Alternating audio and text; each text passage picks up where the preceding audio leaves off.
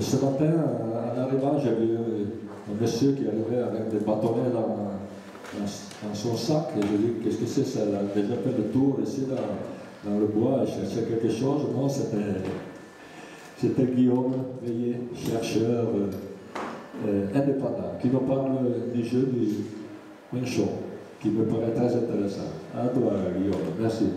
Après Guillaume, ce sera le tour de Carlo Rossi que je vais vous présenter tout à l'heure, et après ce sera la clôture avec Christian. Merci, Guillaume. Merci beaucoup. Merci de votre invitation qui tombe très bien puisque dans une semaine ce sera Pâques et ce jeu que je vais vous présenter ne se joue qu'une fois par an, le jour de Pâques. Dans certains villages, le lundi de Pâques, mais voilà. En tout cas, à cette période-là, dans l'appel à communication pour ce colloque, bien, ce jeu était mentionné, hein, ce fameux Quinchon, on verra qu'il s'appelle comme ça dans certains villages, mais autrement ailleurs. Et il était mentionné que les dernières mentions justement de ce jeu étaient assez anciennes, remontaient aux années 1970, avec notamment des articles scientifiques parus dans Le Monde alpin et rhodanien, sous la plume par exemple d'Arsène Bourgeot, commune du Mont-Saxonais. Et c'est comme si ce jeu avait disparu, qu'on n'en avait plus de traces, et c'est assez facile de le penser finalement parce qu'il a été peu étudié. Il se déroule vraiment dans un cadre communautaire. Les villages qui jouent encore ne communiquent pas avec leurs homologues, et il faut vraiment le savoir en fait.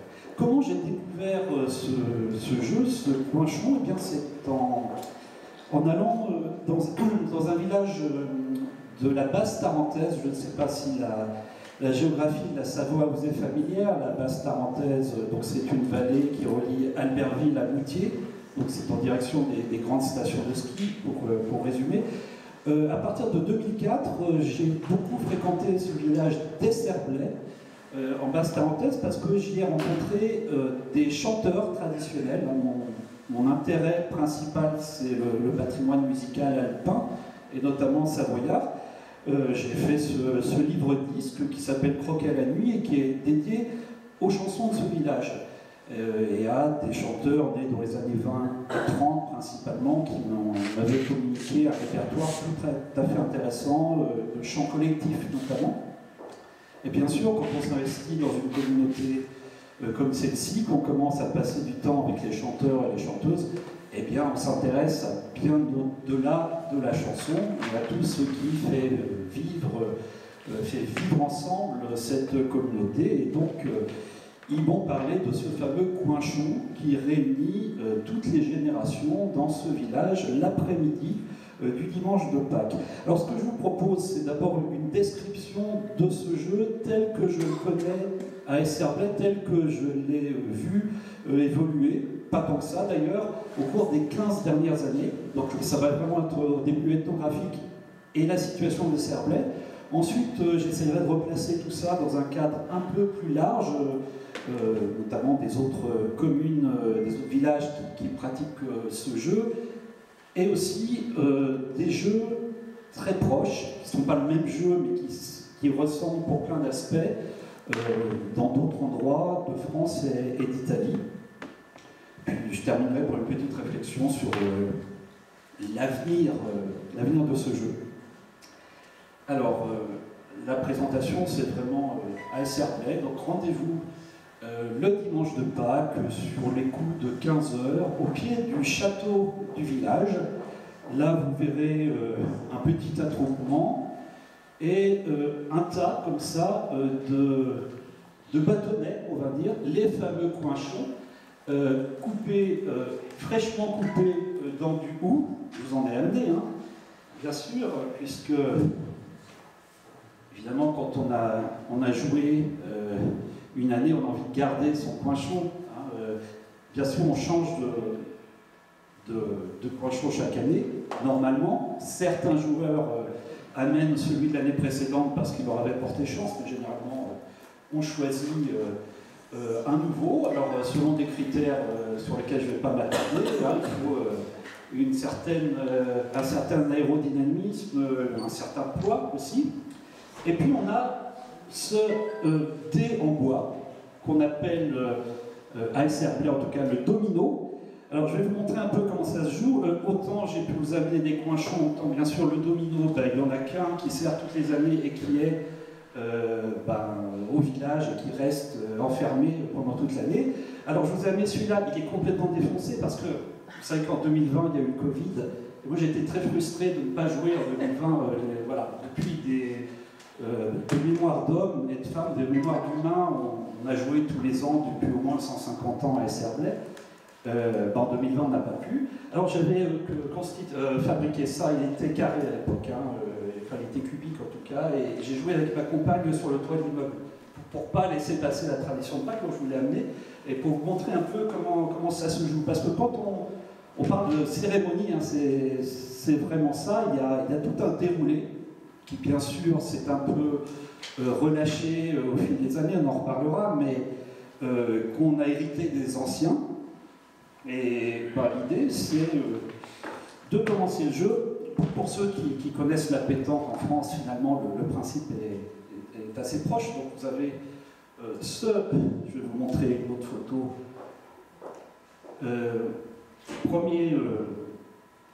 Premier tour, donc une trentaine, quarantaine de personnes, ça dépend des années, toutes les générations. On a un morceau de bois qui s'appelle la servante, qu'on pose par terre. Voilà. On jette, comme le fait cette jeune fille sur ces photos prises en 2010. En fait, je prends des photos chaque année. J'ai amené celle de 2010, je ne sais pas vraiment pourquoi, parce qu'elles étaient assez parlantes, je crois.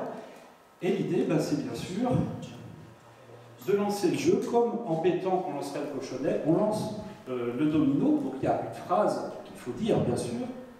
Domino va avant, c'est le premier joueur qui dit ça. Domino va avant, donc il en ira. Moi après, c'est-à-dire c'est moi qui vais jouer, je suis le premier joueur, et après moi, un tel. Je désigne la personne qui va me succéder. Après moi, Pierre, on va dire. Voilà. Je jette le plus près possible, bien sûr, de ce domino. On est dans le principe de la pétanque. Voilà. Le joueur suivant va faire la même chose. Donc là, toujours image de 2010. Et bien sûr, doit désigner qui va suivre. Et il va jouer, donc il met le pied sur la servante et il essaye de faire mieux que son camarade. Alors évidemment, on l'envoie à 20 ou 30 mètres, quand on est plutôt 20 que 30 d'ailleurs, quand on est en situation. Et il y a un arbitre qui est là pour vérifier qu'on joue selon les règles que la communauté a établies au cours des années. Par exemple, si pour désigner le joueur qui me suit, il s'appelle Albert, je dis après moi Bébert, une amende. On n'a pas le droit d'utiliser les surnoms. Donc c'est Albert. Si je dis Bébert, amende. Et l'arbitre inscrit. Alors là, c'était une jeune femme. Cette année-là, l'arbitre change selon les années. Fait un petit trait sur la feuille, amende. Amende, évidemment, ce qui est intéressant aussi dans ce jeu, c'est qu'il n'y a pas de gagnant, il n'y a que des perdants. Puisqu'on a des pénalités tout au long de la partie. Et à la fin de la partie, certains ont beaucoup de pénalités, d'autres moins. On ne fait pas du tout de classement. Ça, c'est très intéressant. Même si on verra que ça ne veut pas dire qu'il n'y avait pas d'enjeu. En tout cas, dans les années qui nous ont précédés, jusqu'au milieu du XXe siècle environ. Donc, autre raison d'avoir des amendes, par exemple, si autrefois, si on parlait en patois, entre guillemets, en franco-provençal, à l'époque où tout le monde parlait cette langue, puisqu'on est quand même le dimanche de Pâques, donc on sort généralement de la messe pascale, et même des vêpres qui étaient très tôt dans l'après-midi à cette époque-là. Les vêpres aujourd'hui c'est le soir, mais en cette fin de période hivernale, ça pouvait être vraiment début d'après-midi. Donc pas le droit de parler patois, une amende si on parle patois. Pour différentes... Et des fois, l'arbitre donne une amende juste pour taquiner un des joueurs. Bon, voilà, je vais lancer un nouveau coinchon. Là, on peut en avoir 30 ou 40, mais là je ne vais pas vous... Et ensuite on s'approche du dé, on regarde le numéro qu'il a donné, donc là c'était le numéro 1. Donc la seule personne qui n'aura pas d'amende ce tour-là, c'est une personne qui est le plus près du dé. Et cette personne-là va relancer la partie une fois que tout le monde a joué et va aussi indiquer comment on joue, parce qu'on peut jouer de manière, on va dire, normale comme je l'ai fait, hein, juste en lançant comme ça, mais on peut aussi jouer en se cachant un œil, on peut jouer en levant de jambes, on peut jouer, par exemple, lancer le domino derrière un bâtiment, donc on ne voit pas où on lance par-dessus le bâtiment, on espère que le coinchon va retomber le plus près possible du dé. Voilà. Pour résumer très rapidement ce coinchon. Et à la fin du jeu, on fait le total, comme je vous l'ai dit, des différentes amendes.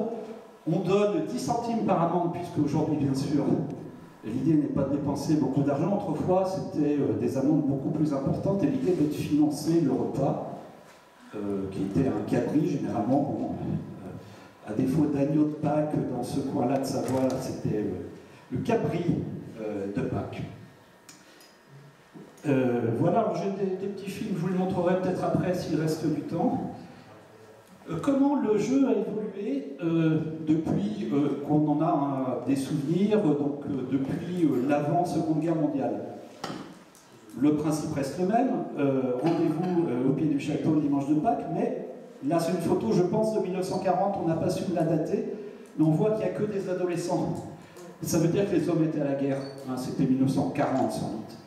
Et il y en a quelques-uns que j'ai connus, octogénaires ou nonagénaires, donc voilà, c'est cette classe d'âge à peu près. Donc évidemment, dans l'esprit des Blécherins, les habitants des Cervelles s'appelaient les Blécherins d'autrefois, c'était les hommes qui jouaient. Aujourd'hui, c'est plus du tout le cas, c'est vraiment toute la famille, toutes les générations. C'est même un des principes qui fait perdurer le jeu, c'est que le grand-père vient avec sa petite fille, etc. Voilà quelques photos qui avaient été prises par Charles et Alice Joysten en 1975. Ils étaient venus surtout 2 fois, en 70 avec un photographe du musée dauphinois en 75. Et là on voit, c'est une période que je n'ai pas connue, hein, mais une période intermédiaire, c'est-à-dire que ce sont encore les hommes qui jouent, mais les femmes sont déjà très présentes. On voit des femmes, des enfants qui assistent au jeu sans participer à ce moment-là. À partir de quelle époque les femmes ont commencé à jouer, les enfants ont commencé à jouer, je ne saurais pas le dire précisément, mais plutôt dans les années 80 ou années 90. Alors, pour aller un peu plus loin, ce jeu appelé Coinchon à Esserblay, on le retrouve dans d'autres communes de Savoie. Quand je dis Savoie, je parle de l'ère culturelle. Hein. Vous savez que la Savoie historique est divisée en 2 départements français, Savoie et Haute-Savoie, mais quand je parle de Savoie, c'est les 2 départements. On a par exemple là un reportage à Sixte-Fer à Cheval, qui est un village pas très loin d'ici, à Vol-d'Oiseau, mais très loin en voiture, il faut passer des tunnels et des cols pour s'y rendre. Donc on y a encore joué au début du XXIe siècle, mais progressivement, ce jeu qui s'appelle Cornichon et non pas Coinchon, je vous dis le nom en franco-provençal de Coinchon, c'est Coinston, ou Coinson, selon les villages. Hein. Donc là, c'est un reportage aussi des Joysten avec Christian Abri, hein, qui est un ethnologue très lié à Sixte-Fer à Cheval. Qu'est-ce qu'on a encore Taninge. Taninge, c'était le cruchon, mais c'est exactement le même principe. Là, ça s'est perdu après la Seconde Guerre mondiale. Ce qui est intéressant dans tous ces autres villages où on a gardé la pratique après la Seconde Guerre mondiale, c'est un jeu qui ne se joue pas de manière, on va dire, statique devant le château comme à Esserblay, c'est un jeu qui vraiment fait le tour du village. C'est-à-dire que on commence à un endroit donné et on avance, on fait le tour de tous les chemins, de tous les prés, ce qui à Esserblay n'existe pas ou n'existe plus. Et à cette époque-là, il y avait différents groupes de joueurs par classe d'âge dans ces villages comme Sixte, comme Taninge. Il y avait par exemple les membres de la fanfare qui jouaient ensemble, les hommes jeunes qui jouaient ensemble, les hommes plus âgés. Ça restait les hommes, même si là on voit les femmes qui prennent la pause, mais a priori ne vont pas jouer cette année-là, d'après le monsieur qui m'avait confié cette photo. Et on a des mentions comme ça, mais vraiment en tombant sur un article fait par un correspondant de presse ou en tombant sur des coupures de presse anciennes, on voit que ça s'est joué dans plein d'autres endroits, mais sans que les informations aient été centralisées. Bon, là, il y a par exemple mention d'une partie à Morzine en 2004. Là, c'est à droite, c'est un monsieur de Pouilly, c'est dans l'agglomération genevoise, dans le département de l'Ain, donc côté France. Donc on a une fin de tradition, en quelque sorte, avec ces quelques villages. Et Serblay qui joue toujours chaque année, et également Meussy en Faucigny, qui est l'autre village où là on est sûr que chaque année on joue encore. Alors Meussy c'est intéressant parce que, tiens je vais vous montrer avec ces pratiques, ces coinchons. Là vous voyez Jean-Marc Jacquier, que certains d'entre vous ont connu, grand musicien de l'arc alpin, originaire de Savoie, donc il m'avait confié ces photos. Donc c'est dans les années 90, là on a Christian Abriel, du groupe La Carcarne aussi. Il jouait dans un village de la commune de Meussy qui s'appelle Saint-Denis, où apparemment on ne joue plus. Le seul village de la commune qui joue encore chaque année, c'est Matringe. Donc voilà, si vous avez l'occasion de vous y rendre dimanche prochain, ça m'intéresserait parce que quand on s'intéresse à ce jeu, mais qu'on est très lié à la communauté, malheureusement on ne peut pas trop comparer, puisque moi je ne peux pas ne pas jouer à Serblay chaque année. Donc je sais qu'il joue à Meussy, mais je ne peux pas être aux deux endroits en même temps.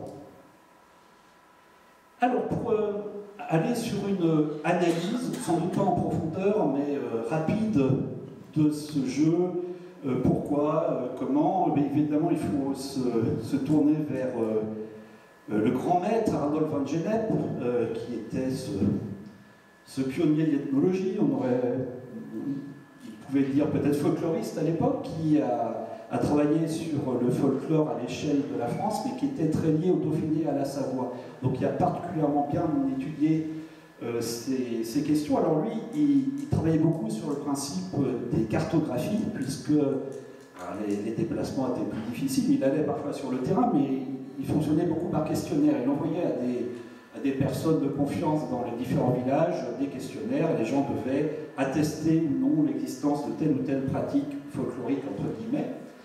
Alors voici la carte de Savoie. Évidemment, là, on ne voit pas grand-chose sur l'écran, mais les petits cubes indiquent les attestations par les correspondants de Van Gennep, donc au début du XXe siècle, de cette pratique. La basse tarentaise est ici, et Serblay est là. Et on se rend compte que la pratique n'est pas attestée dans les enquêtes de Van Gennep. Ce qui ne veut pas dire, bien sûr, qu'on n'y jouait pas, mais juste qu'il n'a pas reçu de questionnaire qui attestait cette pratique. Il n'avait peut-être même pas de correspondant à Serblay. En tout cas, je n'ai pas trouvé. Il y a quelqu'un qui a beaucoup aidé Van Gennep sur la description du coinchon, c'est Claudius Servette, ou Servetas, qui était un collecteur de chansons, mais qui est aussi un correspondant régulier de Servette, et qui a, pour lui, enquêté dans différents villages sur cette pratique du coinchon.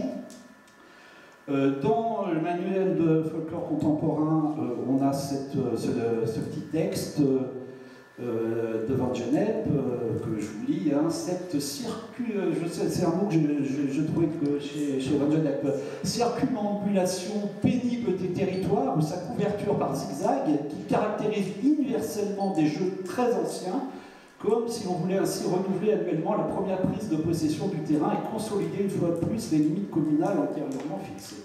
Tout ça pour dire qu'en effet, généralement, la période de Pâques, c'est la fin de l'hiver. La neige, si elle n'a pas encore fondu, elle est sur le point de fondre. Et puis ces dernières années, il n'y a plus de neige quand on joue au coinchon. Et c'est une façon de reprendre un peu possession de cet espace endormi pendant l'hiver. Il y a aussi la notion d'un moment particulier dans l'année, qui est bien souvent, pour ce qui concerne le coinchon, le jour de Pâques, donc à l'issue du carême, 40 jours de modération, etc. Où, évidemment, on n'aurait pas imaginé jouer dans les rues du village, ensuite de boire un coup tous ensemble. Donc c'est aussi un moment où l'année a évolué. Donc Van Gennep inscrit ça dans son cycle de Pâques, bien sûr, donc il décrit toute la période qui va de Carnaval, Mardi Gras, le Carême, à Pâques, et pour la Savoie, le coinchon occupe une place. Alors ce qui est intéressant, c'est que cette description-là que donnait Van Gennep, on peut le retrouver dans d'autres endroits pour des jeux qui ne sont pas le coinchon, mais qui y ressemblent quand même beaucoup. Par exemple, on va en Molise, hein, en Italie au nord de l'Italie du Sud, dans un village qui s'appelle Pesche, où on a un jeu extrêmement proche du coinchon tel qu'il est joué à lui aussi, c'est-à-dire on fait le tour du village en jouant, à part que ce ne sont pas des bouts de bois qu'on jette, mais des pierres plates. Et donc il y a un joli documentaire sur YouTube qui a été fait par Mauro Gioielli, qui est un ethnologue et musicien molisano, qui décrit ce jeu qui se déroule toujours le matin du lundi de Pâques. Mentionnons la choule, on en a parlé tout à l'heure, on a parlé de Picardie, où là, bien sûr, le principe est très différent. Ce sont les hommes non mariés du village qui jouent contre les hommes mariés, si je ne m'abuse, et qui doivent faire passer cet objet-là entre des buts, on pourrait dire, et on fait le tour du village aussi. Et c'est aussi le jour de Pâques, et on a commencé la partie généralement le jour de Mardi Gras, 40 jours avant. Donc là, vraiment, on est... il y a le carême entre les deux, mais alors c'est comparable, évidemment, il y a plein de différences, mais aussi quand même, ça rappelle des choses. Et puis parlons des cousins valdotins du coinchon, qui généralement ne se jouent pas le jour de Pâques, mais ont le même principe de faire le tour du village en essayant d'envoyer des objets le plus près possible d'un but, d'un domino, d'un cochonnet. Par exemple, la roulette, je crois qu'on va voir un film tout à l'heure que Carlo a fait dans le village de Chandave, où on y joue le 11 août. Mais alors, ce n'est pas un jour au hasard dans le calendrier non plus, puisque c'est le lendemain de la Saint-Laurent qui est la fête patronale. Donc, on reste quand même on n'est pas au hasard dans le calendrier. Et donc, ce sont des boules rondes hein, qu'on utilise cette fois, pas des pierres plates, pas des morceaux de bois, mais le principe est le même. Et il y a la Ruota à Liliane, donc à l'entrée de la vallée du Lys, où on joue le 26 décembre, qui est le jour de la Saint-Étienne et qui est le lendemain de Noël. Alors là, je reviens sur le cas des Cerblais, parce que c'est celui que je connais le mieux, pour une réflexion un peu sur la place de ce jeu dans la communauté et son avenir. Ce qui est intéressant à Cerblais, c'est que c'est un événement communautaire. On ne peut pas du tout parler d'institutionnalisation. Évidemment, il n'y a pas de fédération de coinchons, il n'y a pas de club de coinchons, il n'y a pas de subvention de la mairie pour aider à couper du hou et à renouveler le dé. C'est communautaire, dans un village qui a un tissu associatif communautaire quand même très important, et le coinchon n'est qu'un aspect de différentes choses qu'on fait dans l'année. Par exemple, la fête patronale, le 20 janvier, c'est la Saint-Sébastien, où on cuisine les fameux crozets, hein, qui sont une spécialité de pâtes, de carrés de pâtes de sarrasin cuits dans le Beaufort, le fromage local. Ce sont les mêmes personnes qui organisent ça, donc c'est tout le village qui se réunit une semaine avant pour préparer les crozets et qui les vend, et qui le soir de la Saint-Sébastien, on fait la fête, etc. Et c'est un peu les mêmes personnes, mais de manière tout à fait informelle, qui sont derrière tout ça. À Cerblais, finalement, il y a une grande famille où il y a le patriarche qui est Albert, qui est un bon copain, qui est aussi un chanteur traditionnel, qui est né en 1927, donc il a 98 ans depuis quelques semaines. Il a joué l'an dernier, j'espère bien qu'il jouera encore cette année, et il a joué sans interruption, sauf en 2020, comme tout le monde, depuis 1945. Et voici Albert sur les photos de Joysten. Voilà, le même monsieur. Et là, c'est son beau-frère François. Et là, pareil, sur les photos, 50 ans avant, 2 minutes. C'est plus qu'il ne m'en faut. Et donc il y a cet aspect intéressant qui est que on sait qu'on va se retrouver, si on va à Cerblais devant le château le jour de Pâques, on va trouver des joueurs. Ce sera à peu près toujours le même nombre de joueurs, mais pas forcément les mêmes. Il y aura ces piliers qui sont Albert, ses enfants, les conjoints de ses enfants, ses petits-enfants, etc. Et d'autres gens qui peuvent être là de passage, et qui jouent une année, ne reviendront peut-être pas, mais il y a une sorte de renouvellement sans qu'il y ait besoin de faire la promotion de l'événement. Il y a pas, quelquefois, il y a des articles dans la presse locale après, mais pas avant. Donc ça, c'est tout à fait surprenant. Alors, là, j'ai rajouté le mot ethnologisation après avoir entendu la première intervention hier. Est-ce que le fait que des ethnologues, des chercheurs se penchent sur le jeu le modifie en quelque sorte? C'est vrai que moi je joue depuis 15 ans, je suis à la fois proche de cette communauté, mais je n'en suis pas entièrement issu. Et c'est peut-être moi le plus traditionnaliste, c'est-à-dire quand quelqu'un ne respecte pas tout à fait les règles, j'ai envie d'intervenir, mais en même temps, si j'interviens trop, je me mets trop en avant par rapport à tout ça. On m'a proposé d'être arbitre du jeu, par exemple, j'ai toujours refusé parce que je trouve que je suis content d'avoir être à la fois dans la communauté, avoir un petit peu de recul, mais pas trop non plus, et en tout cas, de ne pas devenir conchonologue. Dans ce contexte, dans les quelques villages qui jouent, tant qu'il y a cette passion collective qui réunit toutes les générations, ça va continuer. On pourrait se dire, voilà, il y a 2 villages qui l'ont maintenu, après ça va se perdre et ça va disparaître. J'ai vu par exemple que l'an dernier à Salanches, vous voyez cette ville, petite ville de la vallée de l'Arve, qui ne jouait plus depuis 40-50 ans, mais ils ont relancé.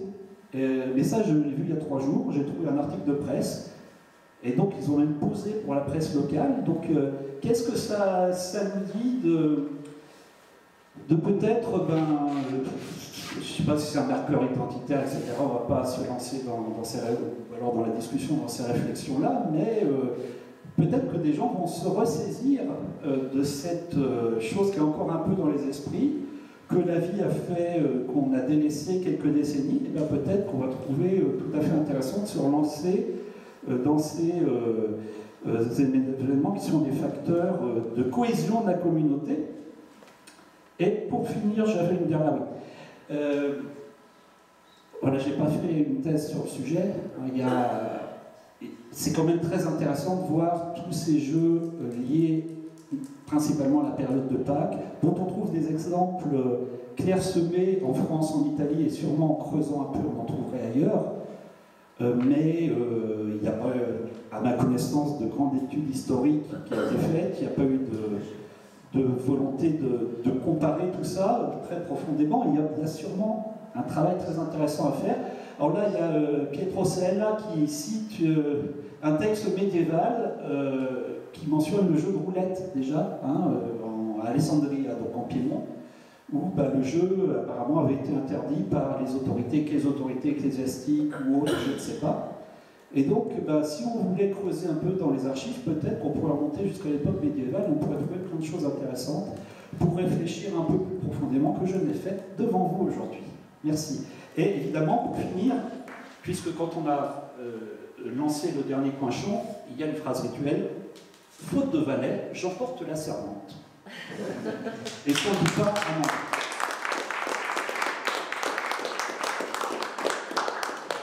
Merci Guillaume. Une autre intervention qui m'a frappé, qui m'a beaucoup plu. Une petite question technique, si tu me permets. Et quel point, pour déterminer si un bâtonnet est prêt à la cible, on compte la pointe du bâton ou c'est n'importe quel morceau? C'est la tête, généralement. Okay. Sauf si l'arbitre a envie de changer, parce qu'en fait, l'arbitre est omnipotent, mais c'est pas très grave, parce que, et ça je ne l'ai pas dit, autrefois il y avait des vrais enjeux quand même, c'est-à-dire que les anciens m'ont raconté qu'il n'y avait que les hommes qui jouaient, il y avait peut-être des tensions entre un tel et un tel, il pouvait y avoir des engueulades, donc on pouvait en venir aux mains. Aujourd'hui, c'est évidemment inenvisageable. Mais voilà. Ok, merci, je suis fasciné. Et en parlant avec Guido, avant, on notait que tu ouvres le livre du bâton d'or et tu regardes les photos que tu nous as fait voir et on peut noter l'habillement des gens. Non? Aujourd'hui, nous jouons avec notre t-shirt de l'équipe, etc. Là, c'était la jupe, le pont, en patois en ligne, et la Est. Et c'était, parce que c'était des jeux, c'était pas des sports, c'était des jeux. Et une autre chose qui m'a frappé, c'est le discours de l'amende. Il avait l'amende. Donc il y a toujours un pari quand même, non? Moi contre toi, il y a une amende, il y a quelque chose qu'il faut éviter, en quelque sorte. Et le jeu me plaît beaucoup. Moi, j'ai fait l'enseignement des jeux valdôtains à l'école et je crois que lundi prochain, je ferai débuter mes enfants avec ce type de jeu. Bon, pas ces instruments-là peut-être, mais parce que je suis sûr que c'est un jeu très très original. Hein? Merci encore, Guillaume. Oui, pour préciser, on m'a demandé il y a quelques années d'animer un stage de coinchon en quelque sorte. C'était commencé chez Oretta, chez les Débiodes à Verpoche. C'était en plein été. Ils m'ont dit ce serait bien que tu viennes nous montrer un peu ce que c'est le coinchon. Alors moi j'étais très content de faire jouer les gens au coinchon, et c'était en plein été, ça me faisait bizarre, puisque évidemment c'est un jeu de Pâques, quoi, quand même. Et voilà, alors pourquoi on ne jouerait pas toute l'année au coinchon? Finalement, je joue bien au molki, à la pétanque. Finalement, personnellement, je ne franchirais pas encore ce pas. Mais voilà. Pour les amandes, j'ai un petit film. Oui, je propose de le regarder cet après-midi. D'accord. On aura le temps. Oui, il fait 20 secondes. Hein, mais... D'accord, pour le même maintenant. Si, il fait 20 secondes. Oui. Oui. C'est juste l'arbitre de l'année 2023, Dominique, qui est un très bon arbitre parce qu'il est très drôle, et il ne le fait pas chaque année, il veut passer la main, qui est en train de compter les points et d'attribuer les amendes. Tu m'as dit que le match est réglé. François. C'est quoi? Ouais. François, Florian, bon. Guillaume. Ouais. Quoi? Dedans? Ouais, je t'ai. T'as pas d'amende? Bah écoute, t'as pas d'amende encore. Voilà. C'est bien, en réalité. Demande à Charlotte. Bravo.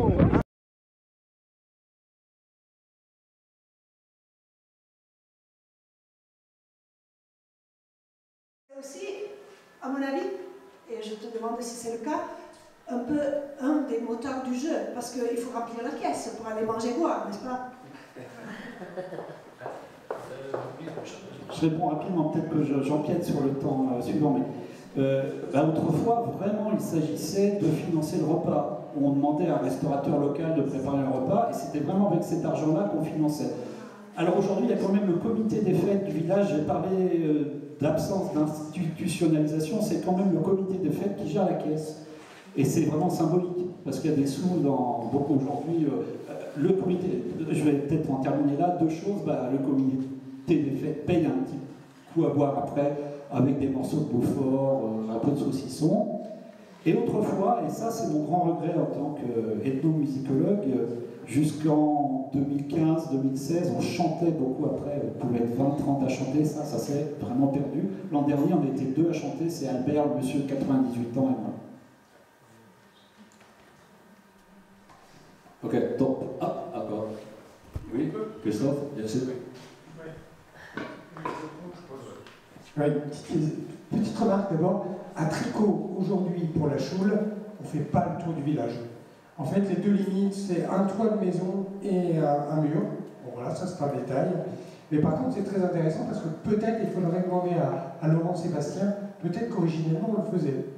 Parce que ce que je trouve intéressant, c'est le paradigme circumambulatoire, justement. Alors, tout à l'heure avec ma collègue, j'étais un peu trop positiviste. Hein. Mais je vais lui faire une concession. Est-ce qu'il y a autour des pratiques circumambulatoires un trait cognitif commun, très culturel, une manière de faire pour exprimer l'appropriation? Parce que finalement, la circumambulation, c'est quand même ça, c'est je m'approprie le lieu. Et puis, dernier détail, il y a des pratiques de revivification de la choule, de façon édulcorée dans le Compiègnois, actuellement, dans des écoles, bon, de façon très édulcorée, parce que c'est très très violent la choule. Hein. Le jour où il y aura un mort, tu ne seras pas trop surpris, quoi. Merci de l'intervention. Et bon, on poursuit, je vais vous présenter un ami Carlo Rossi, ancien rédacteur du siège régional de la télévision Rai Valle d'Aosta, et écrivain aussi, et passionné de sport traditionnel. C'est le premier que j'ai connu pendant ma carrière de joueur de Revata qui parlait de sport traditionnel et qui a collaboré aussi à l'écriture je crois, le Joël Zomo dans les premières années, je crois. Carlo Rossi, merci Carlo. Merci, bonsoir, bonjour à tous. Merci surtout à Christiane pour ce grand programme qui permet de sortir des archives ce travail qui date de 2004, donc il a 20 ans, et qui se relie directement à tout ce qui vous a raconté maintenant Guillaume. À Chambord, on fait ce jeu, comme Guillaume le disait, à Liliane aussi, mais probablement on le faisait aussi à Arnat et dans d'autres communes de la région. On joue avec des boules ici. C'est un jeu de boules un peu particulier. Il y a une figure à faire avant de lancer la boule. Et puis vous verrez en découvrant petit à petit dans le film toutes les règles. Le groupe qui a relancé ce jeu en 1984 a fait un règlement. C'est un règlement qui est très, très simple, très court, une petite demi-page qui commence pour dire en italien, je vous le lis parce que c'est significatif. La roulette è un gioco e come tale va preso e interpretato. Et puis après, donc, il y a une figure à faire, ce qu'on dit la mossa en italien. La mossa del giocatore vincitore del panino deve essere chiara, unica, visibile, possibilmente cinica e deve essere comunicata all'arbitro.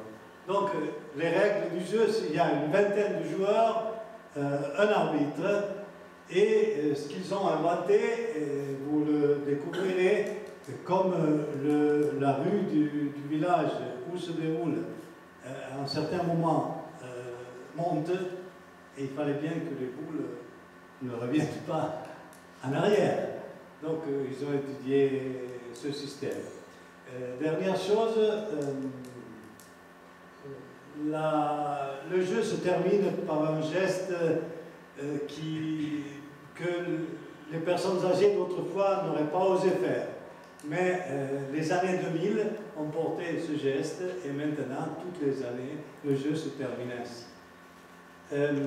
C'est un produit qui n'est pas un film ethnographique, il n'est pas une enquête anthropologique en vidéo, c'était un produit pour la télé. Donc il a le rythme de la télé et il avait été fait pour reproduire ce qui était l'esprit des joueurs. Donc une certaine comicité et l'amusement qui transmet à ceux qui le regardent. J'espère que vous pourrez vous amuser un quart d'heure en le regardant. Je dis seulement à Christiane qu'il dure 23 minutes, mais si on fait tard, on peut arrêter quand vous voulez. Vous aurez tranquillement compris les règles du jeu, donc il n'y a pas besoin d'arriver au bout. C'est un produit vidéo qui est tout à fait valdotin, dans le sens qui reflète aussi la situation sociale et linguistique valdotaine, parce que il n'y a personne qui s'exprime en français. Il y en a beaucoup qui s'expriment en patois, soit en italien. Il y en a d'autres qui ne connaissent pas le patois et qui s'expriment en italien. Donc l'italien n'est pas sous-titré, le patois est sous-titré pour permettre à tous ceux qui ne le connaissent pas de le comprendre. Voilà, et ça reflète aussi celle qu'est la situation linguistique d'aujourd'hui en Val d'Aosta. Voilà, bon amusement.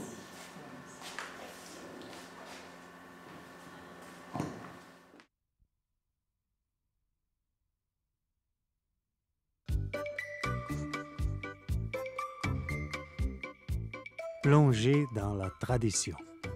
La baignade dans la fontaine est devenu l'incontournable rituel final du jeu de la roulette à Chambave.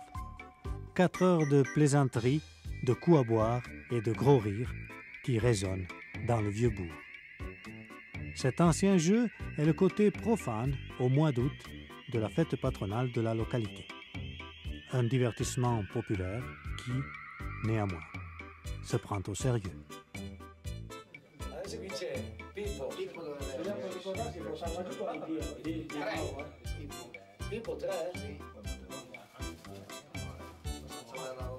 Adesso c'è. Dopo Pippo chi c'è, ragazzi?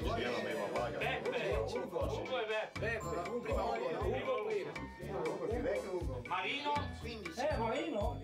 Vabbè, Ugo 15. Marino, dov'è Marino? Depuis plus de 20 ans, les 15 Tsambozaars de la roulette se sont organisés en association. Ils ont leur siège social dans une vieille maison du XVIe siècle. C'est là, avec le tirage au sort, que le jeu commence. Marino, abbiamo tirato Marino? Tirato. Sì, ci siamo? 3, 5. Quanti siamo? 15? 15, 12, 15. Chaque joueur reçoit son numéro et une boule numérotée. 16 Piero. Beppe, dov'è? Butto La tua boccia qual è? Bella la 11! Ciao Felix. Ciao! Il 12 Marino. Les chances ne sont cependant pas pour tous les mêmes. Tutte le bocce non sono identiche, sono una differente dall'altra. Ci sono le bocce rotondissime che vanno bene in pianura e poi ci sono quelle bitorzolute che vanno bene in salita. L'essenziale è prenderne una bitorzoluta perché c'è poca pianura. Questa qua, vedi, questa qua è addirittura una boccia che andando si ferma e è facile fare il punto, se vai vicino al pallino ovviamente. La distribution terminée, la compagnie se dirige vers la gare où le jeu débute. E via! L'11 vincerà!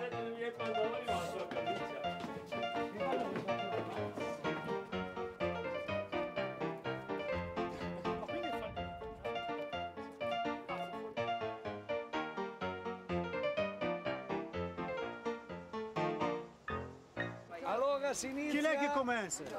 Me. Il presidente! Il più anziano. No, il più vecchio. Il più vecchio! Anche il più Facciamo dire vecchio qua. Pallino avanti! Più rimbombato, Mamma via. mia, l'ho tirato di là. Va bene. Renato!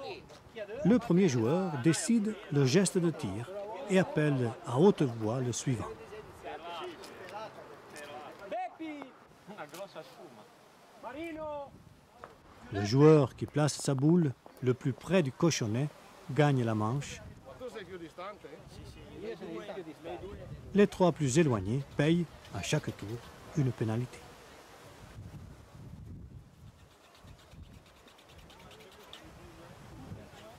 Sans tarder, le jeu propose ensuite des épreuves disparates auxquelles tous, malgré eux, doivent se soumettre.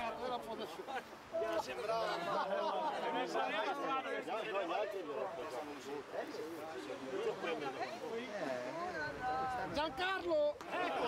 Subito! Dai! No, Ciappelloni, dai!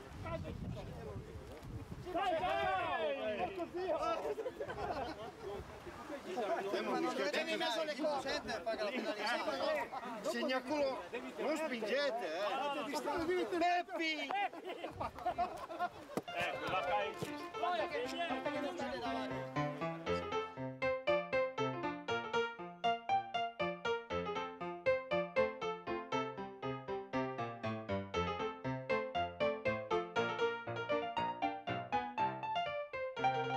già il secondo. Due morse e due faticature. Diego! No, bisogna solo tirare la boccia quando si è in aria.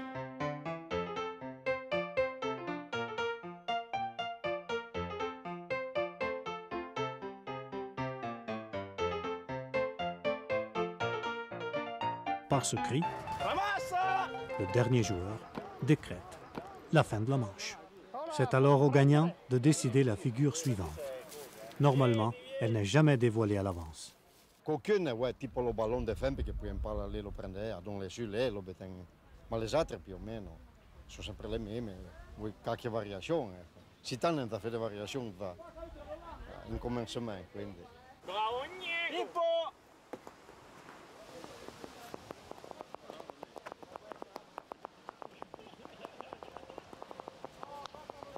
Et chacun décide comme terrier. Ouais, chacun fa la mossa e le altre devono lì in base alla mossa che fa. E soprattutto di pas prendere des pénalisations, perché se chi ha meno pénalisazioni è chi gagne. Simone! Roulette, d'où prend-il origine ce mot? Comme il s'agit d'un jeu itinérant, très probablement son étymologie réside dans le mot patois rouler, qui veut dire courir, rouler, se déplacer. L'aspect itinérant ainsi que la périodicité annuelle sont précisément les deux éléments qui caractérisent l'ancien jeu de la roulette. Lorsqu'une activité se déroule une seule fois par an, toujours le même jour et sur le même parcours, on est sans doute possible face à un rituel. Dans la première moitié du XXe siècle, on trouve des traces de la roulette dans beaucoup de localités, et plus précisément à Arnantes, Saint-André, Saint-Vincent et Châtillon, où l'on y jouait aussi avec les palets.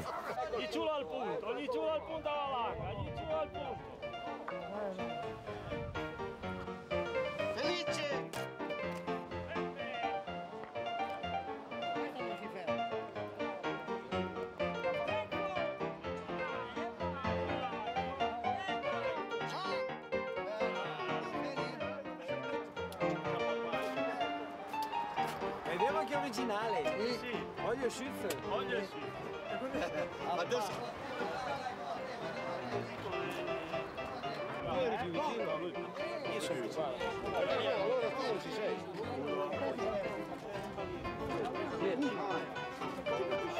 Ma sì, si può. Ma sì, si può.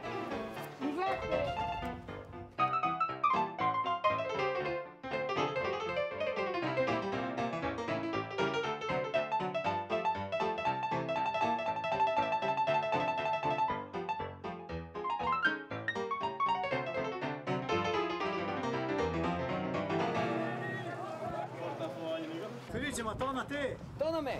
Pallino avanti! Cette expression était déjà utilisée il y a des décennies.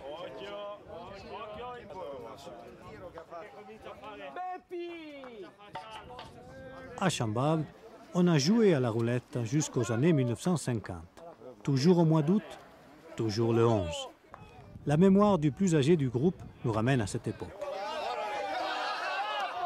Me mi rappello da Boccia che vi lo papa di me che la fiamo, se fra lo zor lo 11, che diamo Saint Laurentin, praticamente lì è lo de lun, perché fiamo la festa, fiamo sempre per l'église, la domenica.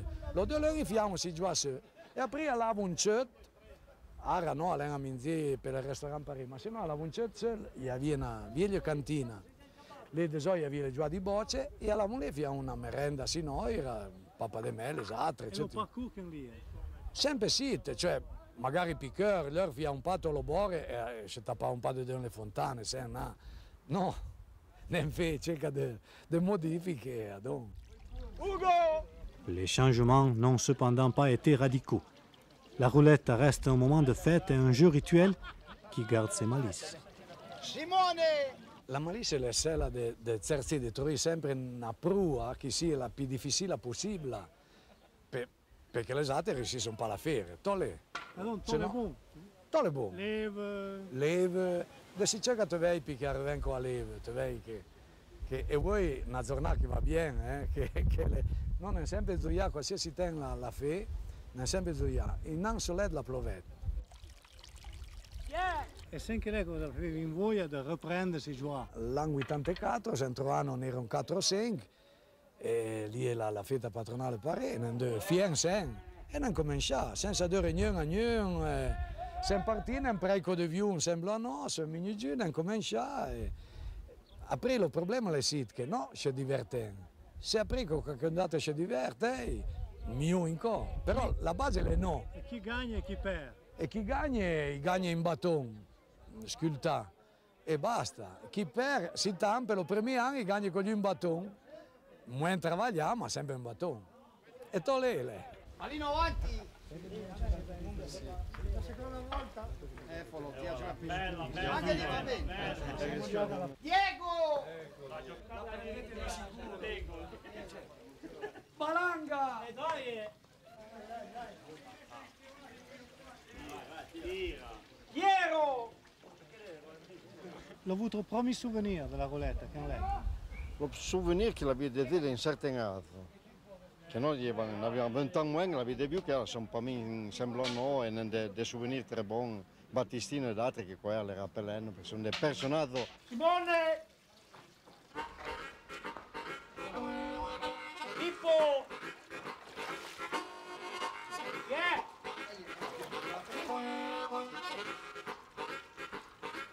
Peppe!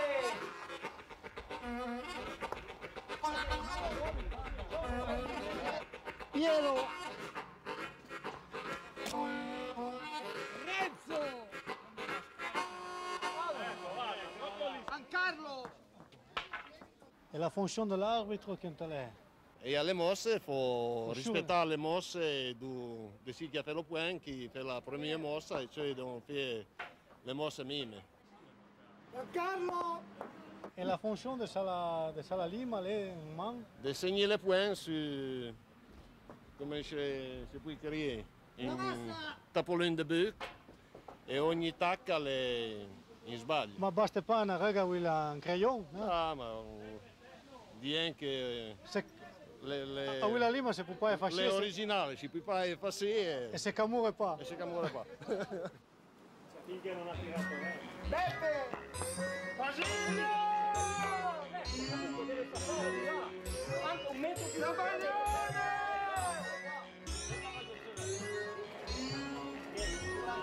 Guarda quello lassù. Si c'est raté des boucs che voi vedete, è un'invenzione di voi?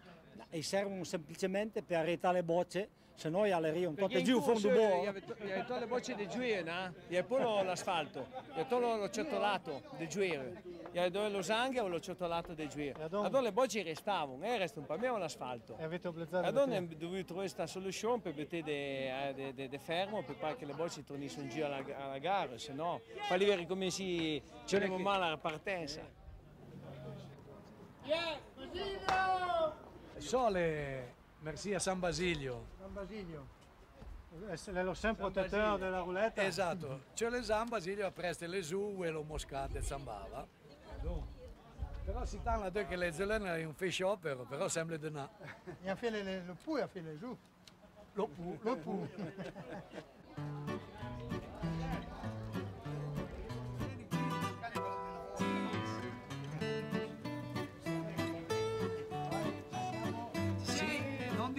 Vai, guarda che bella questa.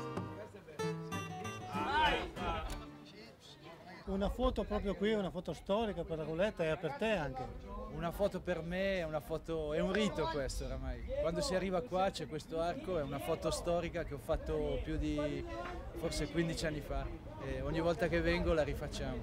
Una foto che mi ha portato un sacco, fortuna.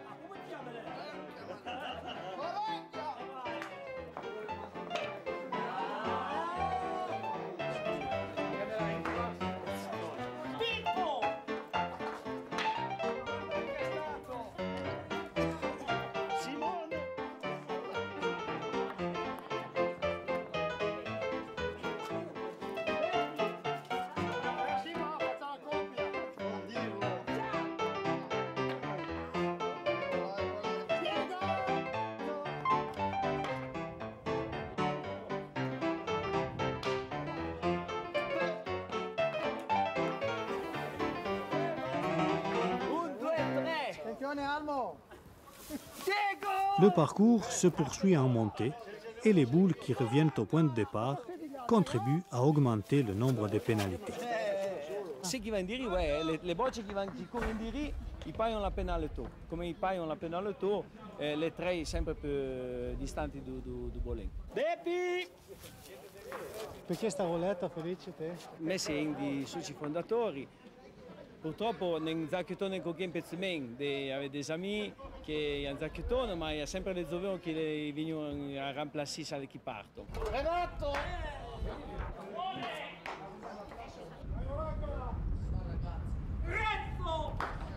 Renato si sormignon valanga, tu io. E si tratta mai di un giallo biliardo che mette tiro talmente forte e c'è lo somino lo levano fuori. Allora comincia a dire, e arriva la valanga, e spazza fuori, arriva la valanga e resta e voilà. Allora, e me lo tegno. Non anche dire neanche una roulette. Non anche fine, né la roulette né la nei.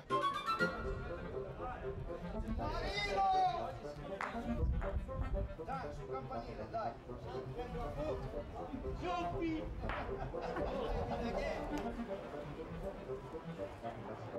Ugo! La spada, sei giocato? Una spada di una spallata che sta sul soccorso. Oh, che freschira! Renzi! Questa è di colli, Diego! Piero, mossa cicabletta e bel frizzo.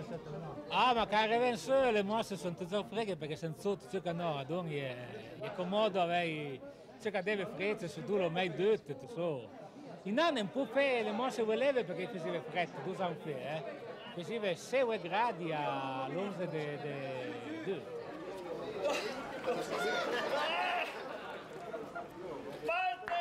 E Piero di Ca perché questa rouletta? Piero di Ca è questa rouletta perché è di Zambora, perché si trovava les amis, perché è una bella tradizione, perché lo faceva il papà, le nonni, perché la facevano in 30 siècle la rouletta. Com'è la situazione penalità? Ouais, va bien, c'est 4. 4? 1, 2, 3, 4, 5, 6. Sui, pas 4. Va bien. Una data che non è più? Oh, sì. Il y a quelqu'un qui est encore qui. 7, 7. Giancarlo! No! Sei pronto con le foto? Vieni per un po' rosso. Il nome lo dici dopo o prima? Lo dico prima. Sì, Beppi! È terribile quello. Come ti pongono? Diego! Va bien, de Romain,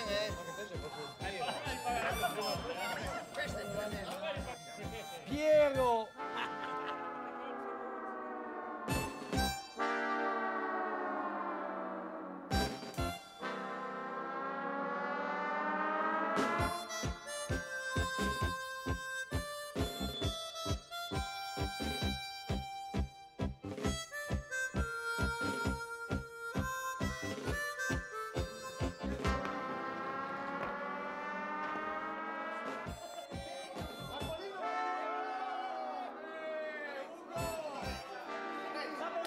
Piero e Simone siete i due più giovani voi? Sì, più giovani.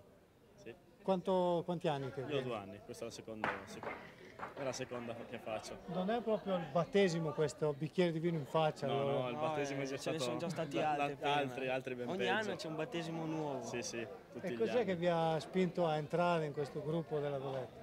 Stanno diventando vecchi, allora un po' di rigenero Ma ci io avevo vuole. 2 zii che fanno, allora andavo sempre a vedere, poi mi hanno chiesto di partecipare e sono entrato anch'io.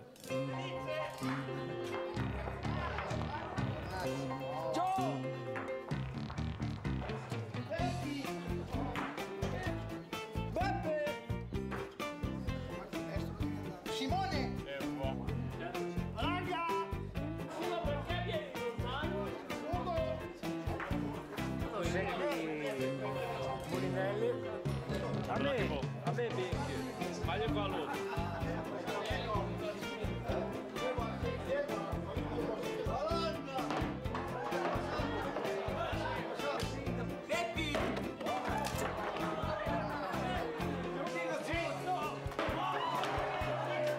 Arrivo! Giuseppe!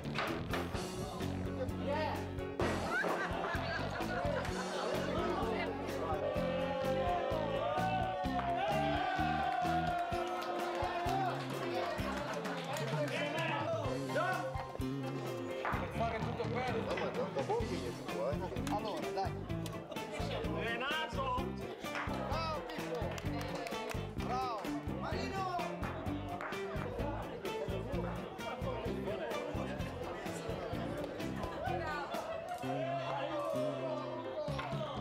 La compagnie gagne enfin le sommet du bourg pour l'apothéose.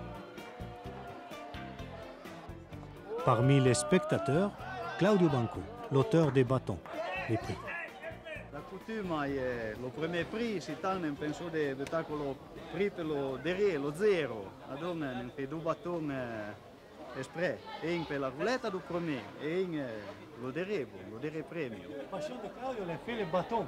Ouais. Rien que les bâtons. Rien que les bâtons. Ma pas rien que per la roulette. No, poi per la roulette, per le foire, c'è le foire di Santur, foire di tè, c'è l'esposizione. C'è Beppi lì che non fa niente. Et nous voici donc à la traditionnelle baignade, innovation des temps modernes que les vieux d'autrefois n'auraient probablement pas appréciée. Ils baignaient beaucoup plus leurs moustaches dans les caves du bourg, eux, ce qui n'était pas forcément plus salutaire. Viva la rouletta, Felice! Li vogliamo tutti! È morto! È morto! Le jeu se termine ainsi. L'arbitre a évité la fontaine, mais il est l'objet d'une dernière plaisanterie. L'arbitro l'età inflessibile, inequivocabile e alcolizzato. Alcolizzato sempre. Ma le risultat le veillent cette année à Sia. Chacun y porte lo segna point, taconet, le faisait la conta e ci paiono le penalità. Le dîner qui clôturera la journée sera payé par tous les joueurs proportionnellement aux pénalités accumulées. Pour tout vous dire, cette édition a été remportée par Giuseppe Franceschini, tandis que Pierre Junot, le plus jeune de la compagnie, a eu droit au bâton destiné au dernier.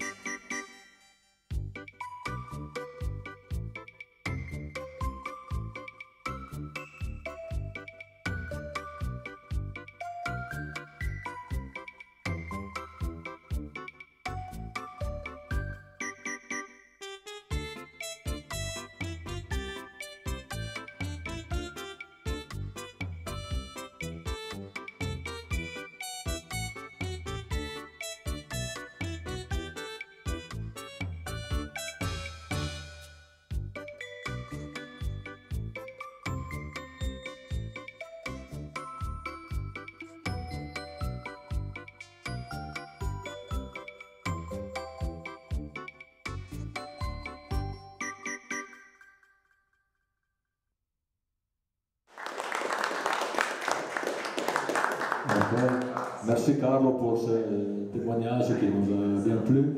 Et nous avons décidé de reporter l'intervention de Madame Christiane à cet après-midi. Et donc je crois que le 12 du mois d'août, c'est une journée un peu difficile pour les participants au jeu de la roulette. Hein.